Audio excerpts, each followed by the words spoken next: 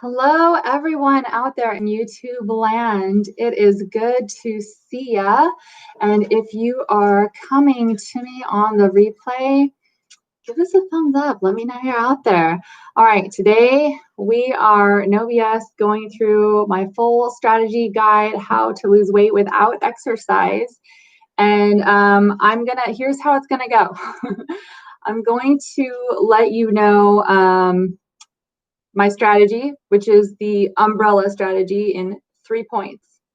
Then I'm going to spend a tiny amount introducing you to me in case you do not know me already, and just letting you know why in the world I'm qualified. And that's because anybody talking to you about weight or weight loss or nutrition or health should be qualified, at least to some extent. They don't have to be a PhD, but they need to actually know what they're talking about, because it's important. It's your body. It's the most important thing you have, right? So that's important. Then I'm going to dive into more detail about, and that's my dog outside, y'all. I'm sorry, like going live, weird things just happen. So I apologize for that, but that's going to happen. All right. Then I'm going to go back into my 3 points. I'm going to be more detailed about what I mean with those 3 points. That way you have the exact strategy that I use with my clients in order to help them lose weight without exercise.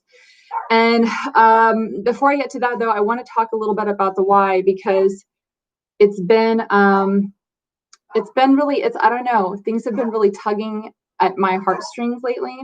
I'm going to move into the other room so that I'm not hearing my dog. It's going to drive me crazy, but you're going to love me anyway. You're going to love me anyway, and we're going to do this together. Okay. So the reason why this has been weighing on my heart is because I have been coaching coaches, and a lot of coaches have been telling me that they do not feel that they are showing up for their clients in an authentic way. And why does that matter? It matters because how are you going to get business if you're not able to show up for your clients in an authentic way? How is that going to happen? It's not going to happen. So people are feeling sad and not confident in themselves. And especially people telling, if their coaches telling people how to live their best lives, and if they're not feeling confident, that means they're not living their best life. That means they're being inauthentic. This does not have to happen. This does not have to happen at all. And the reason why these people are feeling inauthentic is because of excess weight. Now, I'm not here to say that there should be a beauty standard. I do not agree with beauty standards or with this beauty myth. If I did, I wouldn't have my hair like this, But what matters is you. How do you feel? Are you confident? Nobody can tell you what confidence looks like on you. They can't. Only you know deep inside. Are you confident or are you not confident? Are you energized or are you not energized to level up and do what you need to do to make more money? And are you comfortable in your clothes? Are you confident outside of your clothes? These things matter. And the longer COVID-19 goes on, the more we're all showing up on video. And so if we are not presenting in a way that is full of confidence and energy and comfort in our own clothes, that comes across in little subtle ways, and that can affect your business. You don't want that. So that's really been eating at me, and so I wanted to go over my strategy with you. Make a couple adjustments since I had to move rooms. Okay, that seems that's going to be good. All right, here we go. I won't say top 3 because I said this is a full guide, so it is going to be full guide. But these are basically, I can fit everything that I do with my clients into 3 main points. Okay, first, knowing where to start. So that's like how your foundation should be set up. Second is knowing what to do with unexpected issues. And the third is to know how to kick it up a notch. All right, let me just unpack that a little tiny bit. Knowing where to start, then number 1. You need to have your food personality assessed so that you can be on an eating path that works with your personality. Because science is great. I'm a big believer in science, but science does not matter if it's not going to match with your personality. If you're going to look at that way of losing weight without exercise and you're going to say, screw it, after a little bit of time, and if you've done that in the past, that diet is not working for your personality. That's just the way that goes. So finding something that works with your personality is so important. How do you do that? Well, you need to have your food personality assessed.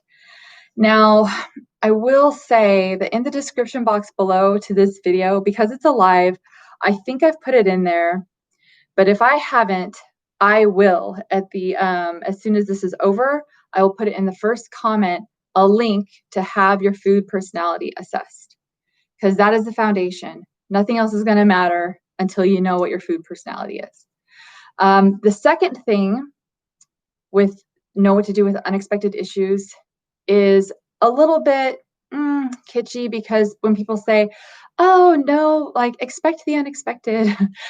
All right, how do you expect the unexpected if it's truly unexpected? Well, it might be unexpected for you, but it is expected for me because I have been a weight loss coach for over 2 years now. And so I know what to expect from you if you're going through this, even if it's new to you. So what are things that happen with every single solitary weight loss journey, even really successful ones? Plateaus. Plateaus are not unexpected. They are expected. People think that when they hit a plateau that they have just like screwed themselves, like, oh no, they panic ensues. Oh, it's not working anymore. Just understand that you can't avoid a plateau. It is part and parcel of the process. It's part of it. So when that comes, there are false plateaus and real plateaus. False plateaus means that if you keep doing what you're doing, then after a week or 2 weeks, maybe tops 3 weeks, without changing anything else, you'll be able to push through that plateau and keep on losing excess weight. A real plateau is when it has been the same for literally a month, 3 weeks to a month. If nothing else is budging, okay, that's a real plateau. Well, you need to know what to do with that, right? You have to know what to do with these plateaus when they come up. And it doesn't mean that you just abandon the entire program because it doesn't work. If your program, whatever program it is, it doesn't matter if it's my program or anybody else's program, but if they don't have how to deal with plateaus built into their system, then you need to seek a program that does have that, okay? Another unexpected issue, which is actually, I think, an expected issue, is when you have an event. So when you have an event, even though we are all locked down, we're all in quarantine, there's COVID-19, we're not going out like we used to. If it's your birthday, if it's your anniversary, if it's your kid's birthday, you know that's an event. So the event is expected. And what shouldn't be unexpected is like the cake that comes with that or whatever treats come with that. You're going to want to partake in that. You need a program that understands this and is going to incorporate that. Because if you have cake at that event, it's not going to screw your process. It's not going to screw your process. It's going to be okay. But just knowing how to strategize can really help, and it can prevent you from taking a little setback and making it an enormous setback, because that can be just deflating. But if these little events and your favorite foods or whatever, if that's part of the process, it is a lot less likely that you're going to take a little bit, I wouldn't even call it a setback, just enjoyment. You're not going to even think of it as a setback. It's not going to enter your brain that that's a setback. It's not a setback. It's part of your process. But if it's not part of the program you're on, you're going to think of it as a setback. And what that does to your mindset is so important. But what it does is it just gives you an effort attitude. You don't want that. Like if you abandon ship and say, oh, screw it all, that's going to be terrible for you. So get onto a program where that is part of the process. They understand you're going to have these events, you're going to have your favorite foods, and they plan for it, and you can still lose weight. It's absolutely possible. And then the third unexpected issue is when you have a favorite food, whatever that is. For me, I love cupcakes. Whether it's cupcakes or brownies or pizza or whatever it is, fries, I don't care. Whatever it is for you. If you, let's say you go over to someone's house and you're social distancing outdoor barbecue or whatever, or somebody at the house like where you're living, they bring home some sort of takeout, whatever, they have a surprise brownie for you. If you don't want to say no to that, you are perfectly okay to say no to that. You can. But if you don't want to, for whatever reason, you don't have to. You can enjoy that and you can still lose weight. There are ways to do this. And so you need a program or you need some support from somebody who understands that this can be part of the process, part of the journey, and you can still lose weight. All right. I am not a fan of lifestyle change. That's going to be real. People are going to not like that I'm saying this, but there's a reason for that. The reason why people use the term lifestyle change is because the alternative is diet. And I think we all know that diets, the idea of them they're temporary. And so that's why people say, oh, diets don't work. Some diets actually do work during the time, but once you are done with the diet, that's when it can be a problem. But if you don't like the word diet, I don't like the word diet. Think about whether you really want a lifestyle change. A lot of people think they want one, and then they get on one and they're like, screw this. They miss their old life. It doesn't fit with their personality. Very few people are actually ready for a complete overhaul, lifestyle change. What I recommend and what has worked for my clients are lifestyle tweaks. And they're lifestyle tweaks that fit your flippin' personality. I know I keep saying this, but it's true. People discount this so much. It's not being focused on, and it is the key. It is the key to the castle. So tweaks are fantastic. There are lots of different ones that you can implement over time. And yeah, I love that. I don't know. I love implementing little tweaks and seeing them work for people. All right. So the third thing we covered, know where to start. Oh boy, I'm going to do this on a live and I feel like I have to do it.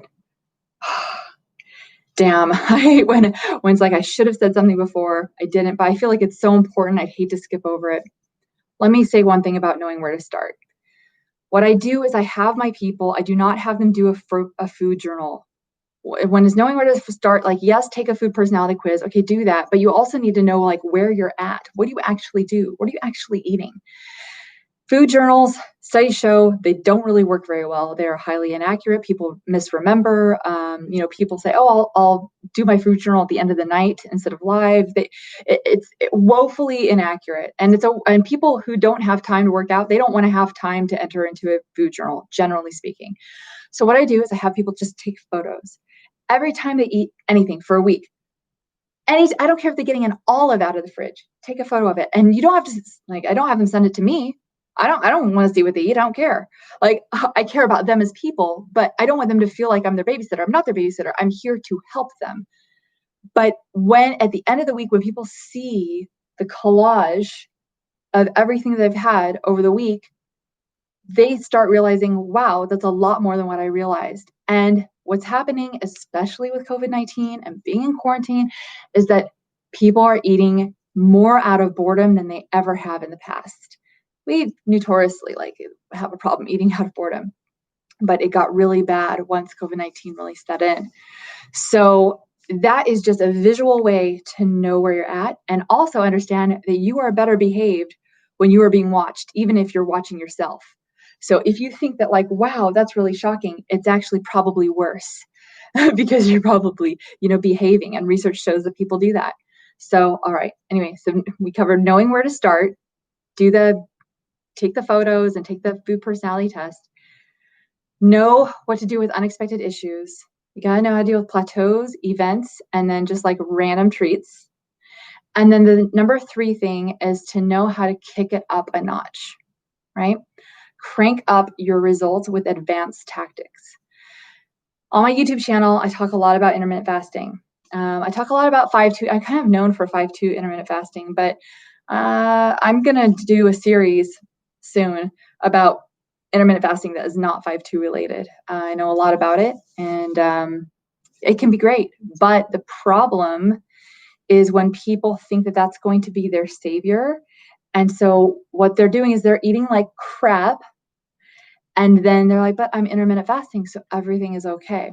That's not the way it works. Intermittent fasting is an advanced tool. People don't talk about it like an advanced tool, but it is advanced. And I'll tell you why I know it's advanced. It's because I have people emailing me, DMing me all the time about, oh, I started intermittent fasting and then I'm overfeeding during my feeding windows. Some people even use the word I'm binging during my feeding windows. I hate to see that because that is like, once you've gone over into that territory, it is not good. And then you really need some serious help right away, right away.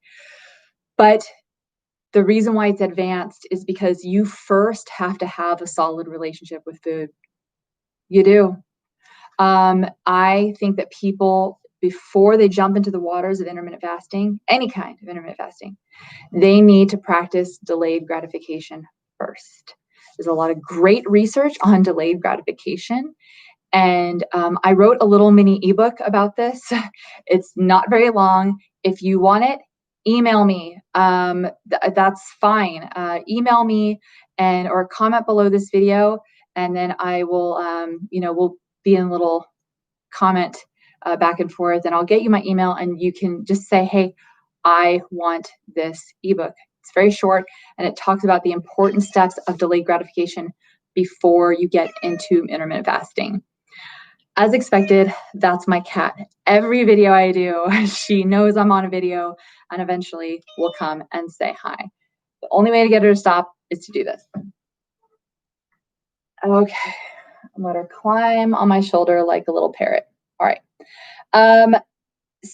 But advanced tactics, by the way, they can include intermittent fasting, but they can include other things too. So, some of my clients, and I'm not saying that people have to do this. Some of them play around with having less alcohol or having different types of alcohol. Some of them play around with having less dairy or different types of dairy. Some people play around with all kinds of different things when it comes to like diet beverages. Oh my God, let me just say this while I'm on it. I was coaching someone the other day and she was telling me, everybody thinks that they eat wonderfully. I mean, that's not true. A lot of people know they don't, but some people think they eat just so fantastically, and then they're wondering why things aren't working for them. I'm telling you, like let's pay attention. Let's dig into what you're eating or drinking. If you are eating or drinking anything that has sucralose in it, throw it in the flipping garbage. I'd rather people have straight up sugar than sucralose. So this one client, what she was doing is she was having a 0-calorie syrup that she was adding to her water, and she thought it was fun. She doesn't like the way that water in her part of the world tastes. Okay, fine. So she added this syrup. It was 0 calories, so she thought it was innocent, fine. I told her to read me the ingredients. It had flippin' sucralose in it. Let me tell you the thing about sucralose. A, it spikes your insulin worse than sugar. And insulin is your fat storing hormone. Okay. So that is a huge problem. You think you're doing this great thing for yourself because it's 0 calorie, but you're spiking your insulin, you're storing more fat. Okay. The second thing that sucralose does is it's been shown to have you crave crappy crap throughout the day more than if you didn't have it. So you create more sugary junk, and usually the sugary junk is not just sugar, it's sugar mixed with fat. It's processed sugar mixed with fat. So what do I mean? Brownies, cupcakes, cookies, things like that. Even muffins count. People think that like muffins are so innocent. I waited tables for a decade before I became a lawyer. And let me tell you, it was an over 800 calorie muffin. It's like 825 calories for a muffin. I mean, it might as well be a cupcake, seriously. So any of these things that you're craving, if you're drinking this 0 calorie sucralose, it is probably screwing you. So please, please, please stop. Put it in the garbage. Have seriously, almost anything else will be better for you. So anyhow, I hope those tips really help. I hope that they can help you on your journey. If you have questions, I mean, again, check this video afterwards, because if the link to the food personality quiz is not here, give me a couple minutes. I'll put it in the first comment below.